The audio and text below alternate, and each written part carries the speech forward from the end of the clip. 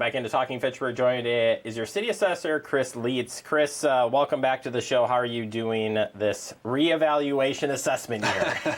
I'm doing good, Jeremy. We're 10 minutes before I got over here, I was plugging in a bunch of modifiers and all sorts of data in the background of our assessing system. So I'm doing good. My brain's a little bit fried today, but I'm doing good. All right. Well, great to interview you then. Yeah, I'm ready to roll. Okay, I mentioned it in the startup here. 2025 is a reevaluation assessment year, and that's where we'll start this interview. What does that mean, Chris? So reevaluation, I guess I'll step back first. There's two different types of assessment roles that we do. One is called a maintenance assessment role. Now that's kind of as the name implies, just doing maintenance. We'll look at properties that have take out permits for decks, or just kind of like we're looking at real hard physical data changes that we need to make.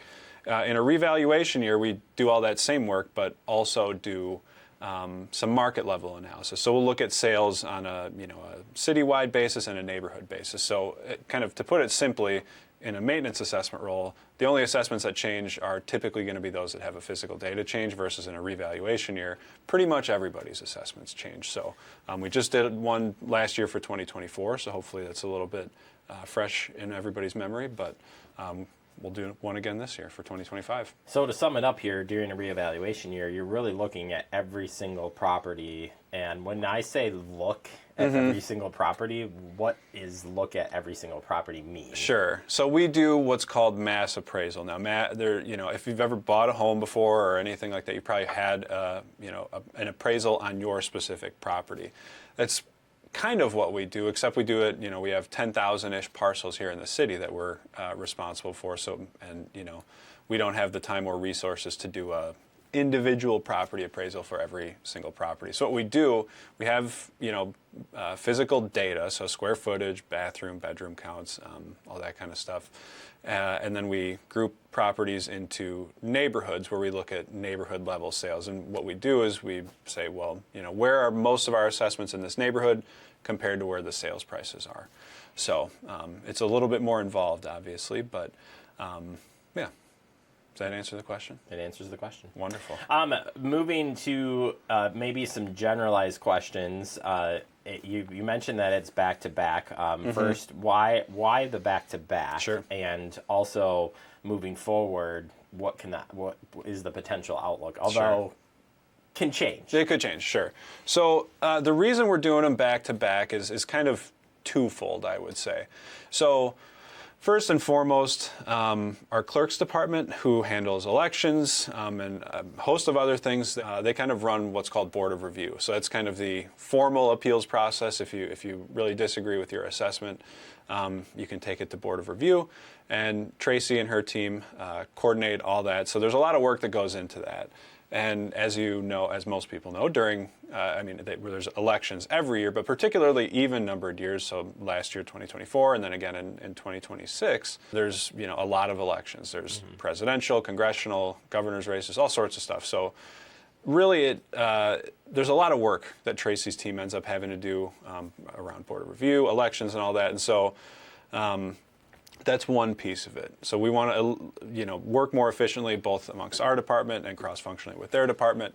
And so 2025 seemed like an opportune year for that reason, to avoid having to do another revaluation in 2026 when there's a number of big-ticket items on the ballot. So in addition to that, purely just based on market values, as most people probably know, home values are continuing to go up and up and up.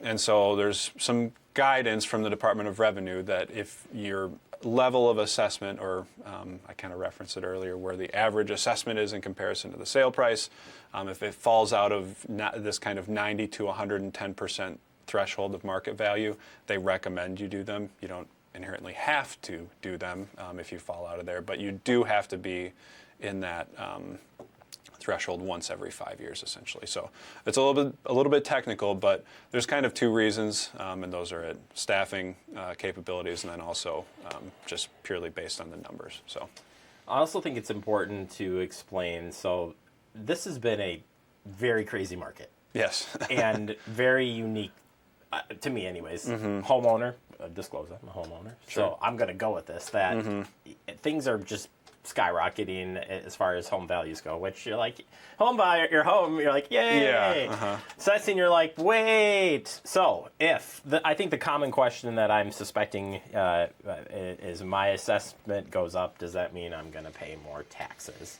And I think that's a common question, and so maybe this is a couple of questions, so I'll sum it up as things are in a weird spot. Describe why Sure. that is, and why it's important that we are doing the revals Yes. The way it is, and then how does that help in the side of the tax side?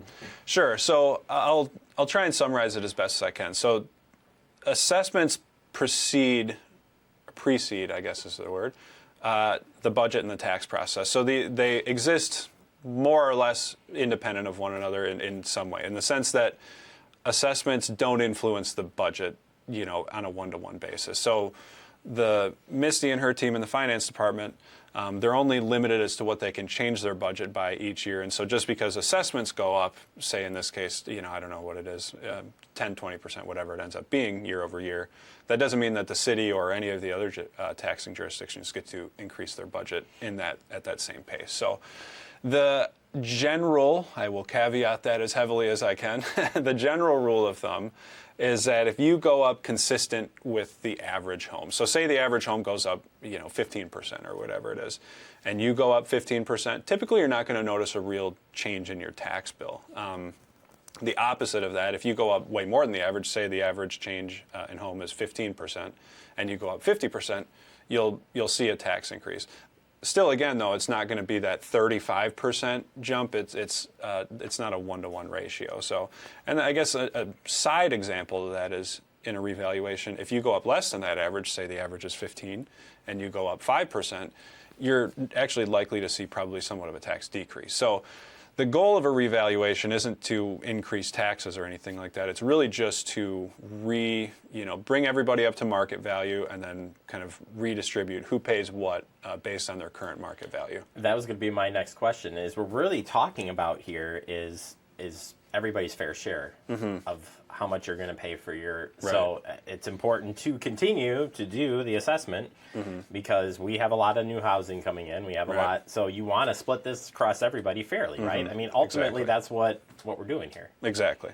And I think one thing that's Alder Jetzer the other day during the council meeting brought up a kind of an interesting point that I hadn't really thought about before myself is, and I'll try not to get too into the weeds here, but think about where you are or kind of your slice of the pie, I guess is the way he had phrased it. So your slice of the pie from 2024 to 2025, and that kind of correlates to your tax bill. So if you were to say, my house is worth $100,000 and the total city value is $1 million, you know that you're 10% of the total pie, essentially.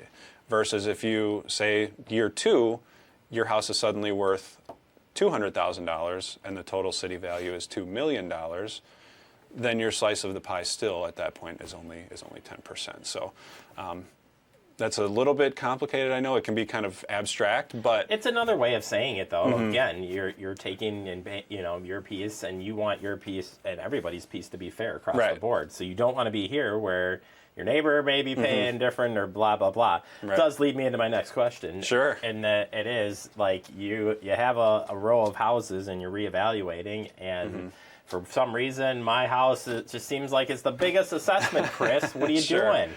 Well, I it's not the most popular thing to say to people, but I always let somebody know that somebody on this street is going to be the highest assessed. And I'm sorry that it's you in some cases, but no, I mean, in general, there's usually an explanation for it. So if you're assessed at $450,000 and you look over and your neighbor's assessed at $400,000, there's usually an explainable reason why. So we have hard physical data like I talked about, but in some cases we may not know if somebody say somebody redid their kitchen or whatever it might be, and we didn't know that.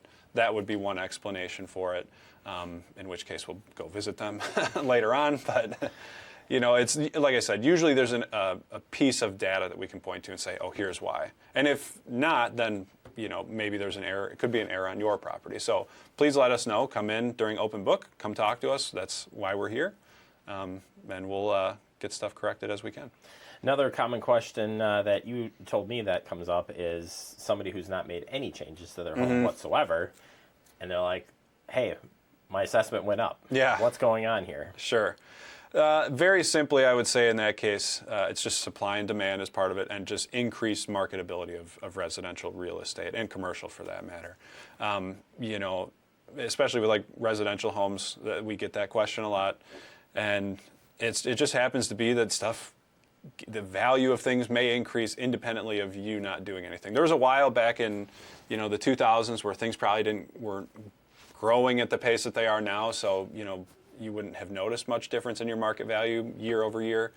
But now we're seeing, since 2016, since I've started doing this, things have just continued to escalate. So it doesn't have to do with anything you did necessarily. It just has to do with the overall market value. And that's why I said it's a very unique time. For what it's worth, it's a unique time, good or bad. Yeah. I think it's just interesting. So your team is there to answer any questions, any follow-ups. Got great information on the website. Obviously, we're here doing the interview as well. But if people have questions, either ahead of Open Book or as we get closer to Open Book, Board of Review, all of that, how can people reach out to you? And you want to talk to people. I cannot express that enough, that if you have any questions, reach out to the team. This team wants to talk to you. They want to answer the questions. They want to get things correctly done. Yes. And by the statute that you're given to get it done. For sure. Yeah, so easiest way is probably to give us a call. The main number is 608-270-4235, and you'll be directed to one of our staff. Other than that, we have a department email inbox that's just, I think it's assessing@fitchburgwi.gov. So if you prefer to just send us an email, we'll get it. But yeah, calling is probably the easiest. There's always somebody around here who can pick up the phone, and I find it's a little easier just to chat with somebody versus send an email. But whatever works for you, or you can come in and talk to us. We're here as well. So Open Book is June 9th through June 18th. Normal business hours here, 8 to 4 Monday through Thursday, and then 8 to 2 on Friday. So whichever works best for you, just come in and talk to one of us or call one of us, and we'll help you out. Yeah, and then if it doesn't work out, Board of Review is scheduled for Thursday, July 24th at 9 a.m.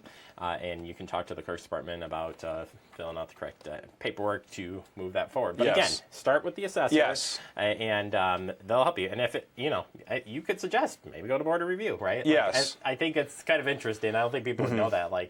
You were going to be one to say, if you don't agree with it, if you all can't come to terms, come to Board of Review. Yeah, nobody in our office will get too offended if you disagree with them. As I've told people often, you're the homeowner, you know your house as better than we do in most cases. We have the data that we have on it, but if there's quirks or specific issues with your house that we may not know about, let us know. We'll be happy to work with you and talk through them and see if something's off on our data. So.